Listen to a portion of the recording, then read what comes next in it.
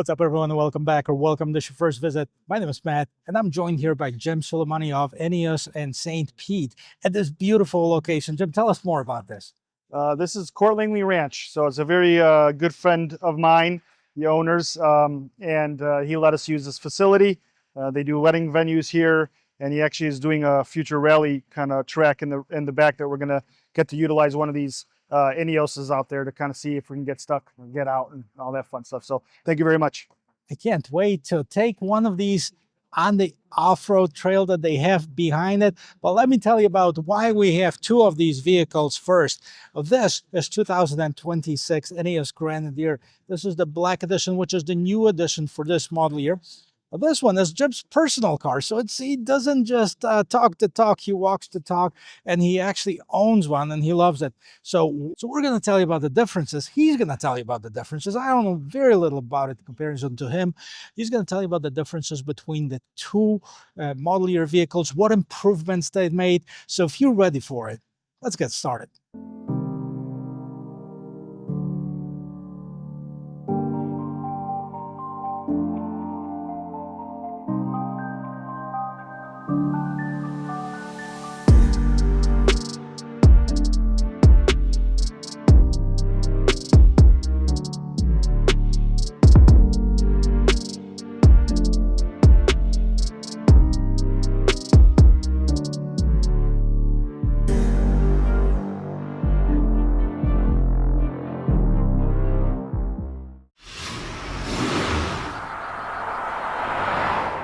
All right, Jim, so to me, they look identical, but tell me what's different for 2026. The biggest differences on the 2026 is on the black edition, they have a couple different things that come standard with the black edition, but in 2026 and all, the first thing that people kind of notice is the lights. So you'll actually have a double halo light here, and then you got a different cluster of actual lighting that comes out from the center here, kind of making it more of an efficient light, if you would. Let's take a look at the 2025. And yeah, so this one has the single halos and just a single projector LED at the bottom versus the cluster of it. So it's for improved light illumination, it's improved efficiency on it. What else is different? So the other things, I mean, the 18-inch alloys on the black edition, they are black on this one with the street-ready tire that they starting to offer for the 2026, which is the dueler tires. Got you. So they're not as aggressive as they are on 2025, which are the KO2s, right? The KO2s, yeah. These usually come either on the 1924 edition standard. Anytime you get a rough pack, which is the KO2 tires in the front and rear lockers, they come more of that aggressive tire on here. So you can still get the KO2s, the versions for the actual 2026s, if you were to get the rough pack with it. All right. So the tires, we have the lights. What else is different? So the other things that they did with the 2026 Black Edition, they actually did, other than the badging, they did change the badging to get you a nice little Grenadier Black Edition badging over here.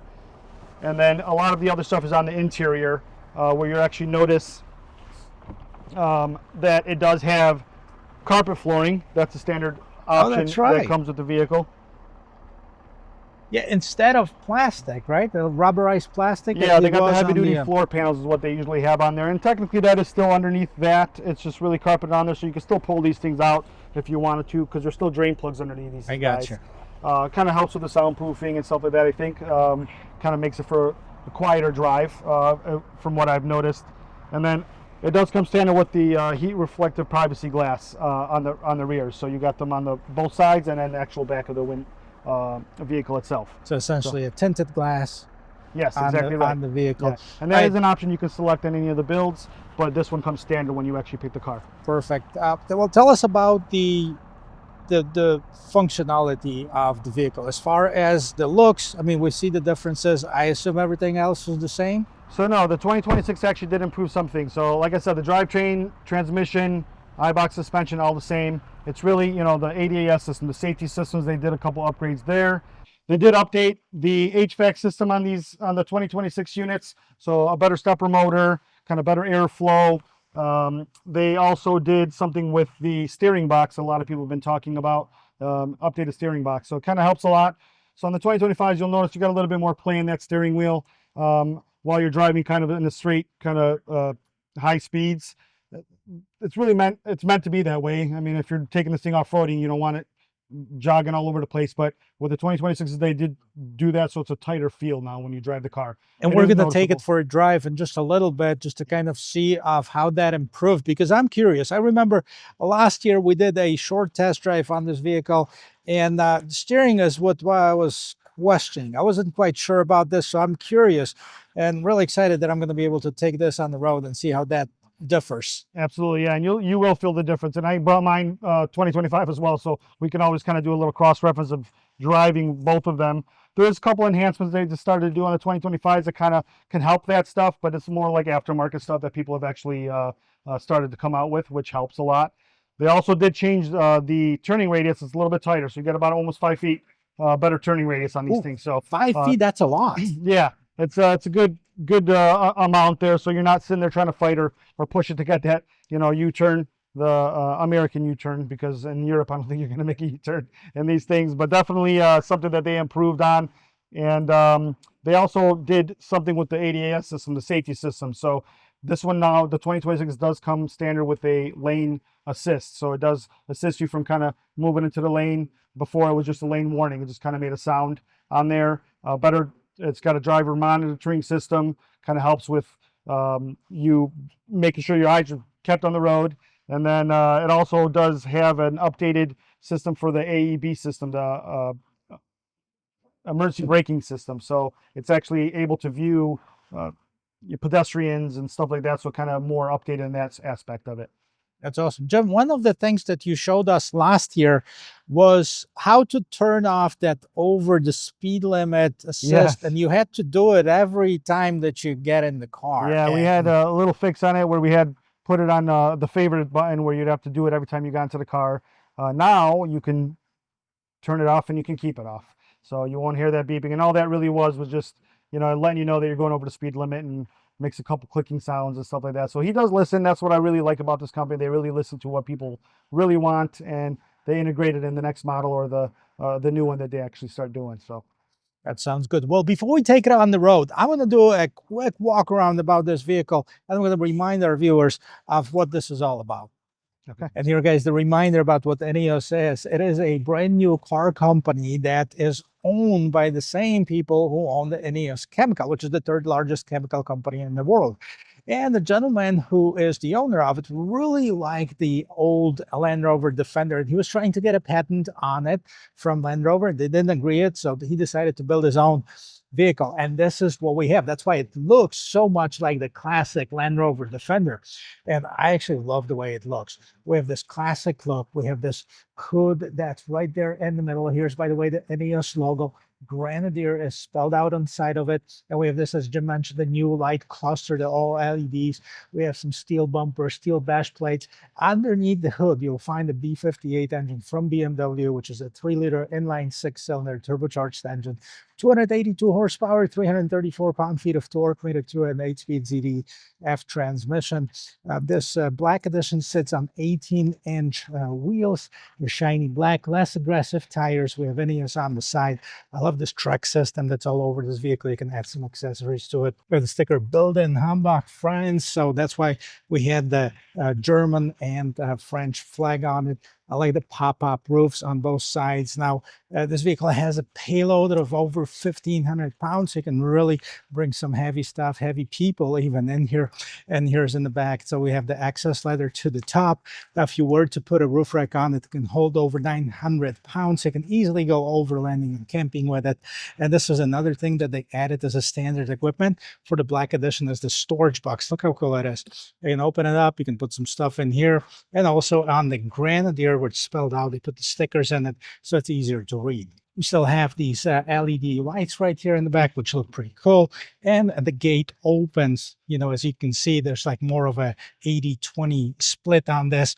Anyway, we have some stuff inside of it, but here's what we have in this vehicle. So pretty much, like a classic Land Rover Defender. I love the sound of the doors when it closes. Let's take a quick look on the interior because that's cool as well. So first things first, kind of reminds me of the G-Wagon and the sound of this closing it. This vehicle is built with purpose. Now, don't get me wrong, it is a very, very heavy vehicle. We have the solid front and rear axles. It's made to take off-road. As you can see, it's made by Ineos Automotive. The gross vehicle weight, 3,500 kilos. So yeah, it is a heavy one. That translates to 7,716 pounds, which I think by the vehicle itself, that's about 6,000 pounds or so. So here's what we have on the inside. This is a pretty cool feature on it. So we have not one horn, but two horns. One if somebody really pisses you off, it's this. And then if you want to just kind of nudge somebody, it's this. It's a little toot horn right here. But what I like about this is on the interior here, you have all these switches. Kind of looks like an old airplane. They're all functional too. So you have the heated seats here, you have the climate control settings, you have the window demist front and rear, you have the hazard lights. Cool, look how cool it's looking, you know, like the hazard lights in the old factories. Audio, volume, start, stop, park assist. Now, as far as the shifter, this is straight out of the BMW. You have two lockers in here, high and low. You can lock both of them. Here's some options for the infotainment system. A regular parking brake, so none of this electronic stuff. You have a little bit more storage here that's lockable as well. And then the infotainment system is out of BMW, just like the engine and transmission. But it has been improved for 2026 model year. I'm not going to go through all the details of it. All I want to say is this is made to assist you rather than entertain you. So it is an infotainment system, and that's what it's made for. So we have some home off-road pages that's going to give you that pitch and roll. You can see the altitude, or it says attitude. Okay, and this is the pitch and roll, wheel angle, and altitude is negative 55 feet, so we're under sea level. And then you can see the phone connect audio device settings. We also have the rear view camera because, yeah, it is an off-roader, but you know, it is made to serve as a regular daily driver. Not the best quality, to be honest with you, but it is there. Again, it is functional and it does its job. Now, high on top, regular mirror, nothing too crazy about it. But look at all those switches right here. So you have the auxiliary switches, power, exit, two auxiliary switches. I think it's pre-wired for the winch, if it serves me right. If you forget of how big this vehicle is, here are the dimensions right here. So it's 84.6 inches wide. It is 80.7 inches tall. We have the off-road mode and the waiting mode, exterior lights, again, auxiliary lights, etc., interior lights. So this is all that you have here. Now, both of those roofs are removable, so you can take it out and actually enjoy like a safari style. And here's what you have in the front. So really nothing. There's some warning lights that come on as you start the vehicle. You turn this off for you and turn it on, and there you go. Hopefully you'll never see all of this lit up at the same time, but if you do, then you're in trouble. But you know, it is started off, by the way, by the old style kind of a BMW key. This is that flip key, of course, and then, you know, it's not a push button start. Again, the functionality over the styling, I would say, started up, stands up really good. And then we have a shelf here. You can put something on it. All right, then moving on to the side, you have the oh crap handle both on the side and right in front of you. Of course, you have the regular glove box, and then we have the seats that are made by Recaro, and room for 5 passengers. Now, the seats in the back actually are much higher than the front, so it's kind of has like this theatrical seating. Oh, and one more thing here. There's a compass that's standard right now for all the 2026. It gives you the direction, gives you the altitude, and it gives you the temperature. Hopefully it's not 125 degrees outside. One more thing I'll show you on the inside, and then we'll take it for a quick spin. So the seats, manual adjustment. Okay, again, this is the functionality over styling. And then here in the back, kind of a bench seat for 3 people. We have the vents for the back, and then the USB Type-C, USB Type-A ports. Over here, some illumination up on top. And oh, by the way, all of the black editions are going to come with a dark headliner, like it used to be with the lighter headliner in the past. And this is it, guys. Let's take this for a spin really quick. Well, I'm excited to take this for a spin because if there is such a big improvement, then I think you guys are going to have a lot more customers. And this thing feels good on the grass. We don't want to, damage it or anything like this. But I'm excited to take yours on that off-road trail later on. So guys, stick around. There's going to be another video. I promise you, we're not going to do it in the same video. We're not going to talk for an hour and a half. But let's see how on the road ready this Ineos is. It's still, the steering wheel still is a little heavy. Yes. Like a utility truck, which is basically what this is. It's function over design, I guess, or function over looks and shiny stuff and comfortable ones, right? So if somebody wants to make sure that they have the real off-road vehicle that's capable on the road, let's get it done.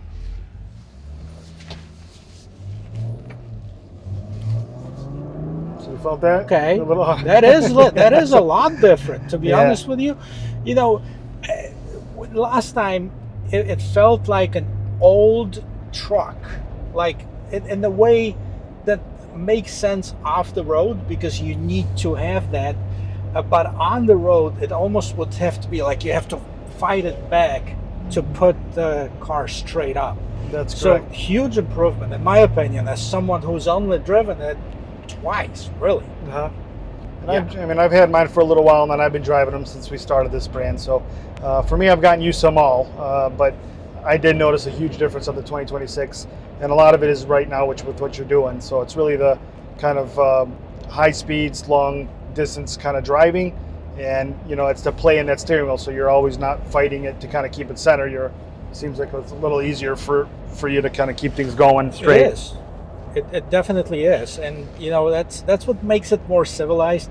While I get why it was designed a certain way, I mean, let's face it, most people are gonna be on the road for majority of the time, right? They're gonna take it off the road maybe once or twice, but most people are actually gonna take it to work and take it to school or take it wherever they go. I agree. And that's going to be on the paved road. So that's important, and I'm glad they listened to it, because that is big. That's huge improvement.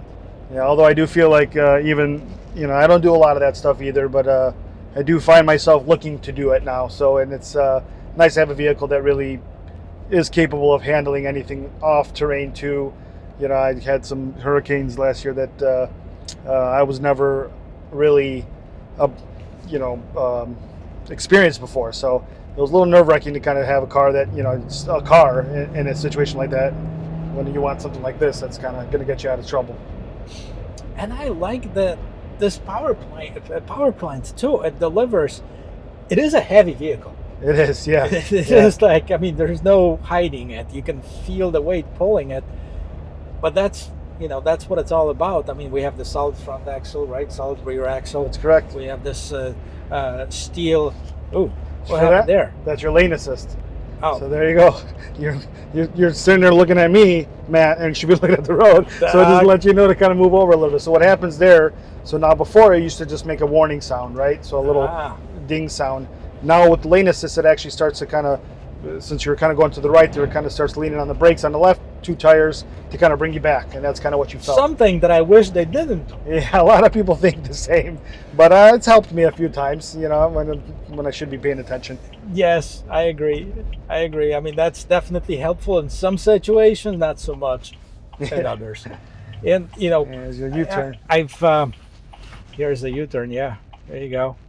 And it does feel different, a lot easier to kind of do that, and it did feel tighter too. So that's one thing I noticed right away. That is, you said 5, almost 5 feet. Yeah, it's like 4. It's like 4 feet. Wow. Something. Yeah. That is different. That's it feels like it almost turns on its own axle now. So that's more like and I don't want to offend the Ineos by it, but it's almost like a crossover. Yeah.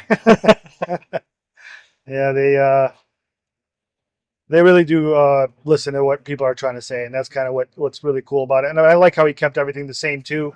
Same drivetrain, just kind of improved it, which makes you think that he could start improving the older models even, and it kind of easier to kind of transition into that. So it's not something you have to wait for the newer model to do something. It looks like there's some things that can be done for the older models as well. So, but yeah, I love this thing. It's important to listen to some people, but there's also something that we need to know that you can't please everybody, right? Yeah. And staying true to their core and for what this vehicle is designed to be, as long as it's still the priority for the owner and for the company.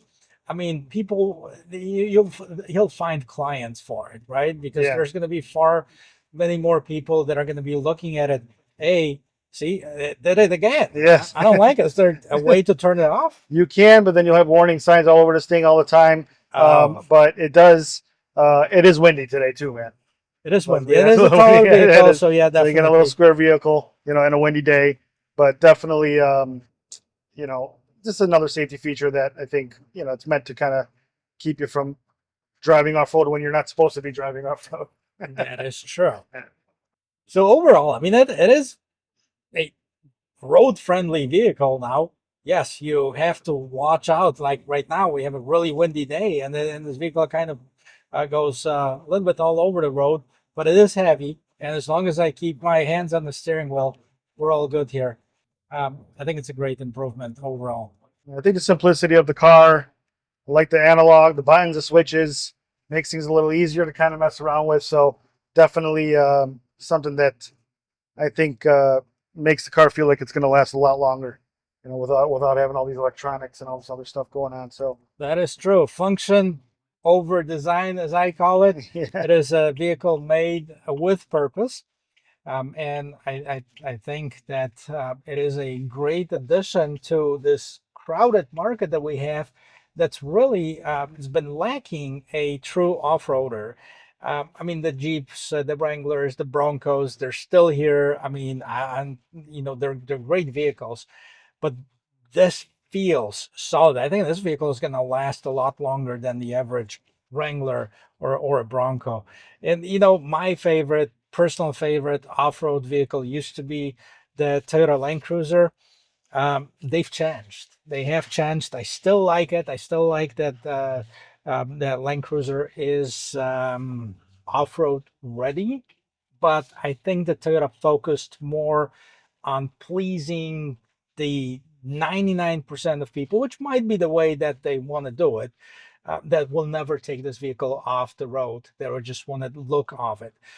This, alongside with the G-Wagon, of course, the Land Rovers or the Range Rovers, right, that they're also very capable off the road. But then again, I mean, we're looking at something that's far more expensive and probably not as capable if you were to battle them off the road, like on the trails. We're talking about some serious off-roading. yeah, I agree. I think, and not only that, I mean, if something was to happen in some of those vehicles, it's not an easy fix, something that anybody can really do right there and then. That's kind of what this is a little bit more geared toward. So, your hydraulics going wrong on an off-road track, you can't really do much.